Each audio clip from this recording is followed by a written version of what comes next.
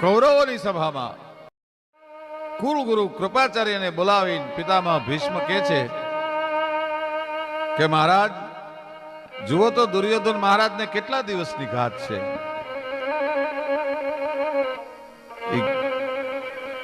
નક્ષત્રનો ગ્રહમંડળનો અભ્યાસ કરી પ્રશ્ન કુંડલી માંડી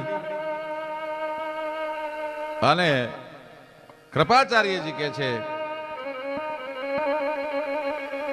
કે દુર્યોધન મહારાજને 18 દિવસની ઘાત છે. 18 દિવસ જો પૂરા થાય અને 19મા દિવસનો સૂરજ નારાયણ જો દુર્યોધન મહારાજ જોઈ શકે તો ખુદ કાળ પણ એને ન મારી શકે.